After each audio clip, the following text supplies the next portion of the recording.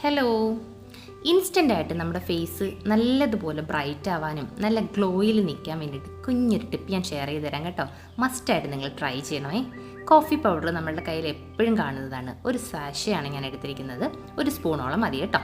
2 vitamin ഇയുടെ tablets കൂടെ നമുക്ക് അതിനകത്തോട്ട് ചേർത്ത് കൊടുക്കാം.